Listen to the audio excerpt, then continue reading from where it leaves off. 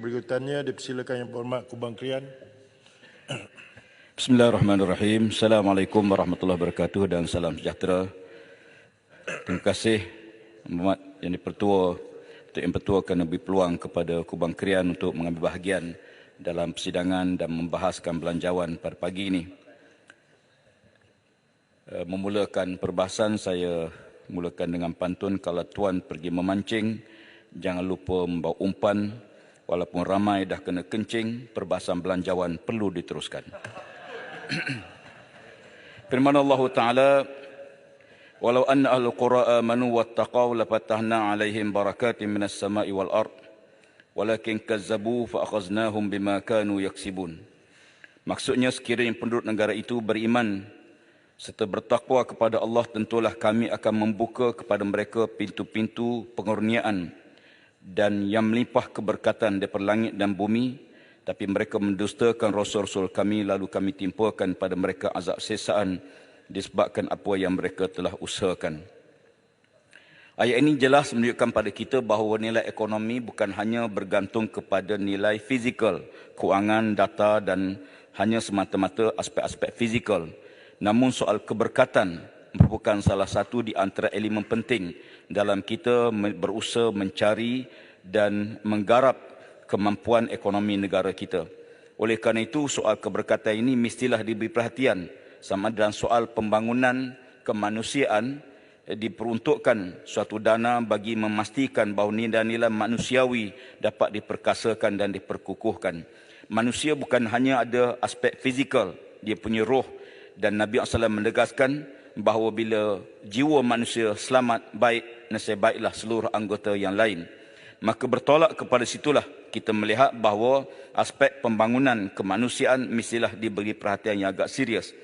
Tuan Pertua, saya juga ingin mengambil perhatian soal perlunya kita memperkasakan golongan kaya atau golongan maha kaya dan kita tidak blame golongan mereka. Kalau kita lihat pada hadis Nabi SAW, Nabi SAW menyebut al-mu'minul qawi khairun wa habbu ila Allah minal mu'minid dha'if wa bi kulli khair. Orang mukmin yang kuat lebih disukai oleh Allah Ta'ala berbanding golongan yang mukmin yang lemah walaupun pada mereka ada kebaikan. Ayat ini menunjukkan, hadis ini menunjukkan pada kita bahawa Islam sangat menekankan soal perlunya kita menggarap kekuatan ekonomi, kekuatan kemampuan dan kekuatan nilai-nilai yang ada yang dikurniakan Allah Ta'ala kepada manusia. Maka kerana itu kita lihat dalam hadis-hadis yang lain, Nabi sebut al-yadul ulya khairu minal yadi sufla, tangan yang beri lebih baik pada tangan yang minta. Maka nilai-nilai kemanusiaan inilah di mana golongan kaya bertanggungjawab bukan hanya dalam soal zakat, bahkan juga sumbangan-sumbangan yang lain termasuk sedekah, CSR dan sebagainya. Apa yang penting pada kita ialah bagaimana kita mengendalikan kekayaan golongan kaya supaya dapat dimanfaatkan kepada golongan-golongan yang lain yang ada dalam negara. Allah Ta'ala menjadikan manusia tidak sama kemampuan untuk pemilikan harta dan demikian juga keilmuan dan kedudukan. Sebagaimana Nabi-Nabi pun tidak sama. Tilkar rusul faddalna ba'dhum ala ba'din. Demikianlah Rasul-Rasul sebahagiannya kami lebihkan berbanding sebahagian yang lain. Maka lantaran itu kita melihat perlunya kita memperkasakan golongan kaya ini supaya bertanggungjawab terhadap golongan-golongan miskin, golongan yang tidak berada.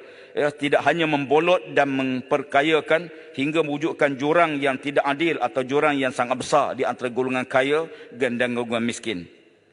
Tuan Pertua, saya juga ingin menyentuh soal dasar ekonomi putera. Kalau kita lihat dalam pembentangan belanjawan yang dibuat, fokus kepada pelan pembangunan ekonomi putera ni tidak menjadi satu fokus yang agak spesifik, yang agak khusus. Sebagaimana kita pernah laksanakan dasar polisi, dasar ekonomi baru dan disambung dengan wawasan kemakmuran bersama. Saya melihat perlunya satu agenda yang jelas, yang tegas berhubung dengan pelan pembangunan ekonomi putera. Supaya kita tidak hanya tinggal sebagai satu agenda yang berada dalam pelbagai kementerian, tapi dia mesti menjadi agenda yang boleh diukur pencapaian, prestasi dan untuk mencapai target yang telah diletakkan. Jurang ini perlu kita atasi sebab dia akan menimbulkan suasana yang tidak harmoni di negara. Sekiranya jurang kaum yang wujud sama dalam ekonomi, dalam kehidupan akan tak dapat dikawal satu masa nanti. Kita harapkan usaha-usaha ke arah itu dapat diperkasakan.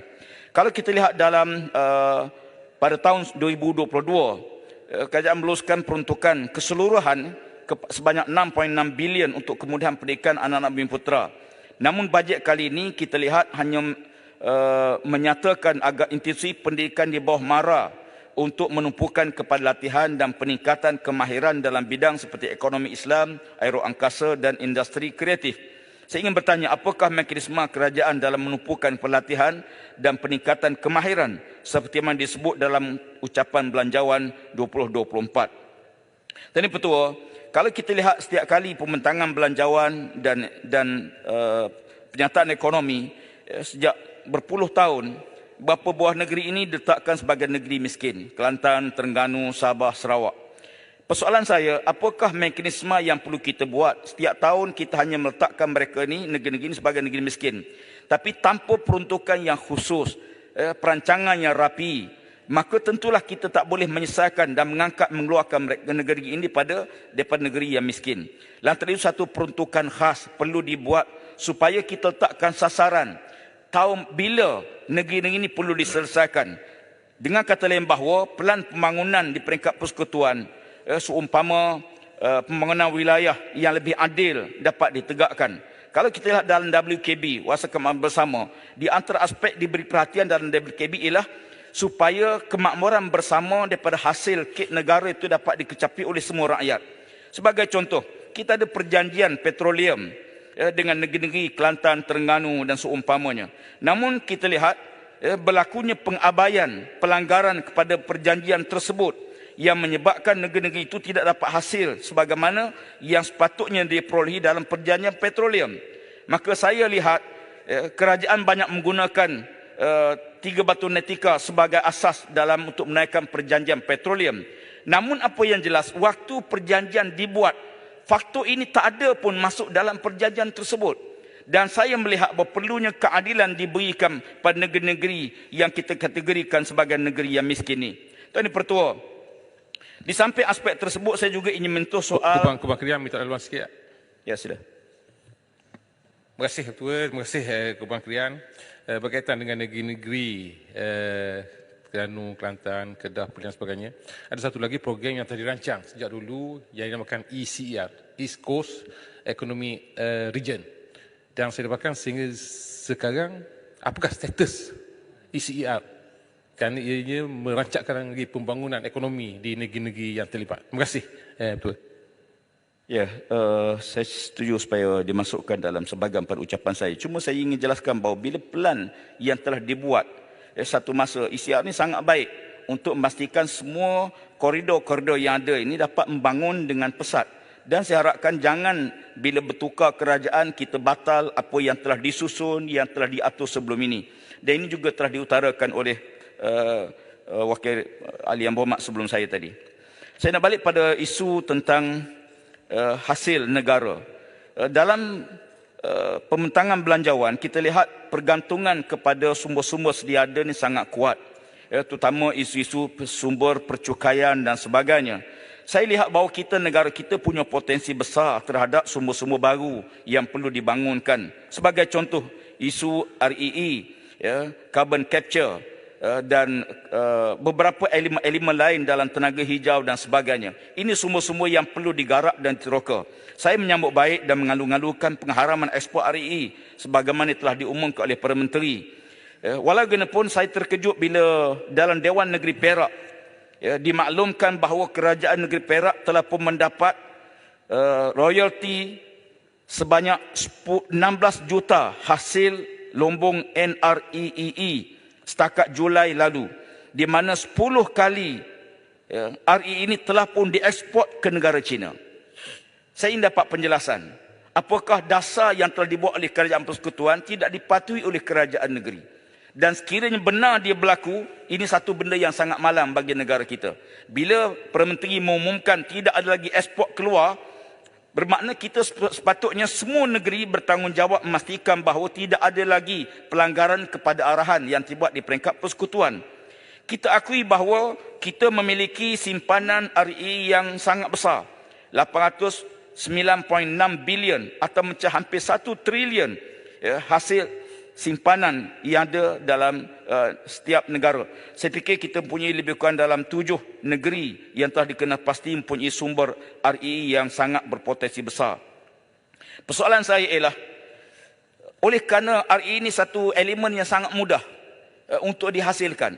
Satu helak, kos dia lebih dapat menjana pendapatan lebih kurang RM500,000. Satu helak, bayangkan 2 helak sejuta. Dan dia sangat mudah untuk dikeluarkan, dicuri. Dia ada 15 elemen dalam RE ini. Apa yang penting pada kita, negara perlu menyediakan kepakaran segera supaya negeri-negeri yang punya stok simpanan RE ini dapat manfaatkan. Tanpa kepakaran yang ada, saya bimbang ianya akan diceroboh, dicuri, dibawa keluar sebab dia sangat mudah. Oleh kerana itu, kalau kita boleh memastikan bahawa arahan Perdana Menteri dipatuhi, di mana 15 elemen dalam RE dapat kita pecahkan, saya menjangka negara mencapai hasil yang jauh lebih besar daripada apa yang kita anggarkan sekarang. Namun kalau sekiranya kepakaran tidak ada, maka kita akan berdepan dengan kerugian sangat besar. Bukan saja di peringkat negeri yang memiliki stok simpanan RE, bahkan negara secara keseluruhannya. Dan Pertua, di samping itu saya juga ingin menyentuh soal yang dibangkitkan dalam perbahasan sebahagian besar tentang EV. Di mana kerajaan telah pun menggalakkan usaha, dan pagi tadi kita telah mendengar dalam sesi jawapan menteri, di mana ada berbagai usaha yang telah dibuat. Saya ucap tahniah di atas usaha-usaha tersebut. Namun kebanyakan yang dibangkitkan oleh orang ramai ialah tentang mekanisme bagi memenuhi keperluan EV tersebut, dan perkara itu pun disentuh soal sebagai contoh soal kemudahan charging station dan sebagainya. Saya melihat bahawa perlunya suatu mekanisme dibuat supaya EV ini tidak hanya terbuka. Pertama, isu kita ialah kos yang sangat tinggi. Kenderaan yang EV ini sangat tinggi, sangat mahal, yang menyebabkan sebahagian golongan yang kaya saja boleh miliki, sedangkan kita beri pelepasan cukai dan sebagainya. Jadi pelepasan cukai yang kita beri gagal dimanfaatkan kepada golongan-golongan yang kurang berkemampuan. Saya minta supaya kenderaan elektrik ini juga diambil kira soal kos, supaya dia tidaklah hanya tumpu pada kenderaan-kenderaan yang mahal saja. Yang kedua, menjadikan beberapa tempat atau wilayah sebagai pelan jangka panjang ataupun pelan pemulihan penggunaan EV. Sebagai contoh, Pulau Langkawi, Pulau Tioman, boleh kita jadikan pilot project, memastikan bahawa semua charging station diadakan di semua fasiliti yang ada. Sebagai contoh, kita banyak menerima aduan daripada pengguna kekurangan charging station di LPT, Lebuh Raya Pantai Timur, yang menyebabkan mereka terkadang yang memiliki EV juga tak dapat manfaatkan sepenuhnya. Saya mencadangkan supaya perkara ini diberi perhatian serius, terutamanya dalam procurement kerajaan, supaya sekurang-kurangnya 30% kenderaan yang dibeli oleh pihak kerajaan memastikan bahawa dia kenderaan yang EV, elektrik. Tadi Pertua, saya juga ingin menyentuh soal perlunya suatu keutamaan diberi kepada subsidi pengangkutan awam dan program transformasi bas henti-henti bagi manfaatkan lebih ramai pengguna-pengguna sama di bandar atau luar bandar. Penggunaan pengangkutan awam secara maksimal ini dapat mengurangkan penggunaan tenaga serta pelepasan gas rumah kaca GHG, dan ia selari dengan pelan pembangunan mobiliti rendah karbon 2021-2023. Dan Pertua, akhirnya saya ingin menyentuh soal beberapa perkara dibangkitkan di dalam kawasan Parlimen Kubang Krian. Isu kesakan hospital, hampir semua berlaku di mana-mana hospital. Saya melihat bahawa isu kesakan di hospital Kubang Krian ini sangat serius. Maka perlu disediakan suatu parking bertingkat ataupun kaedah yang lebih selamat supaya kesakan dapat kita elakkan. Dan demikian juga satu jejambak baru perlu dibina di 2 jalan utama bagi mengelakkan kesakan demi keselesaan penduduk sekitar di hadapan Hospital Universiti Kubang Krian. Jalan utama yang saya maksudkan adalah Jalan Sultanah Zainab, jalan utama ke Bandar Kubang Krian daripada persimpangan Kubang Krian ke Hospital Universiti Kubang Krian, jalan Tok Kenali daripada Jalan Wakafstan ke persimpangan Binjai, iaitu jalan utama yang menghubungkan Kota Baru dan Bacok, dan jalan-jalan ini sangat sesak pada waktu biasa, bukan waktu-waktu kritikal.